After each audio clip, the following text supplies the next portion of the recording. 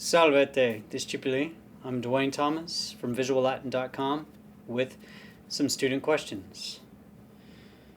Mr. Thomas, what's your favorite sport? Guys, you need to keep these questions focused on Latin. That's kind of why I'm here answering these questions. But mountain biking. I love riding a mountain bike. Mr. Thomas, how do you sink a submarine full of blondes? Seriously, guys, stay on topic. Oh, by the way, you knock on the hatch. Mr. Thomas, why do you recommend the Vulgate? There we go. That's a good question. I recommend the Vulgate for several reasons. A lot of courses, and this is, by the way, one of my favorites, Lux Latin. This is where I started years ago. Will take you from very, very simple Latin to reading classical authors. It's a noble goal, and it's a good goal. By classical authors, I mean Cicero and Caesar, Tacitus, Livy, Ovid, guys you've probably heard of before. These were the authors that lived in Rome, or around Rome, or in the Roman Empire, around 100 BC, 50 BC, 100, not 100 BC, I'm sorry, around the 1st century AD. Okay? So some of them lived before, some of them lived after, but around the 1st and 2nd century AD. Many of their works have been preserved and are now studied by Latin students all over the world. There's only one problem with these guys. They were highly educated men, and they wrote for highly educated audiences. Jumping from beginning Latin to reading Cicero or Virgil or Tacitus is a little bit like learning to read English, learning the basic grammar of English, gathering a basic vocabulary in English, and then as a 6-year-old, once you've done all that, you've learned basically how English works, you've learned quite a bit of the English vocabulary that you're going to need to survive in this world that you were born into, this English-speaking world. If I'm talking to English speakers, some of you, of course, are from other countries, and this applies to your language. You've learned the basic vocabulary, you've learned the basic grammar, you've learned how to spell some words in your language, you've learned sentence structure, and then just when you're getting ready to read kids' books or chapter books, you know, that are on a little bit of a higher level, but not advanced, your mom walks in the room, throws a copy of Shakespeare down on your bed and says, hey, now that you know how to read, start reading that.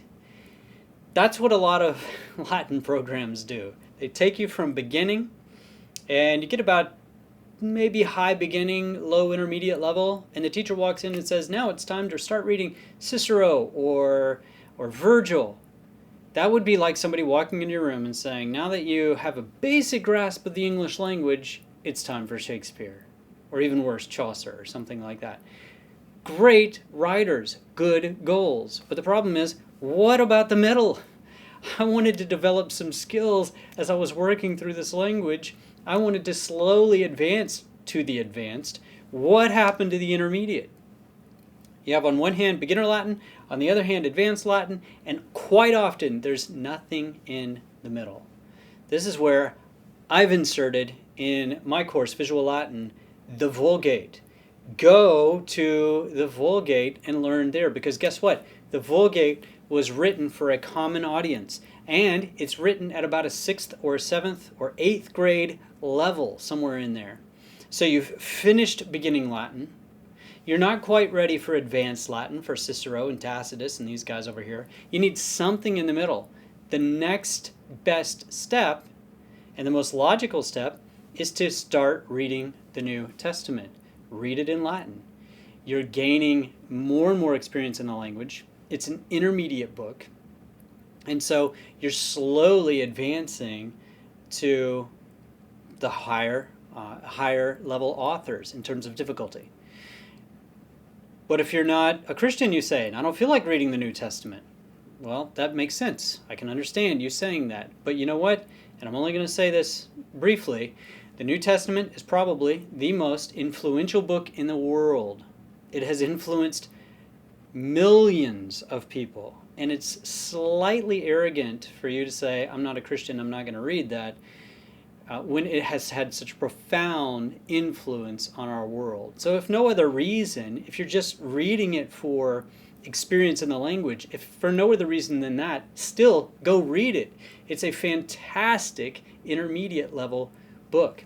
Not only that, best part is, unlike a lot of the ancient texts, which are sometimes difficult to find and difficult to afford, this book, the New Testament, is available on your smartphone or on your computer for free. There are numerous places where you can download it for free.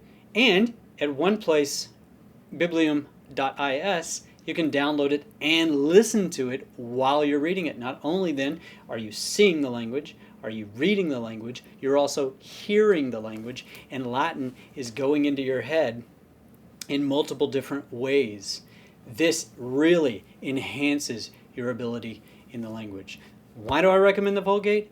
It is the perfect logical step, next logical step after beginning Latin. It fits perfectly between beginner Latin and advanced Latin. We need something to fill the gap, and for some reason, this book has not been recommended enough.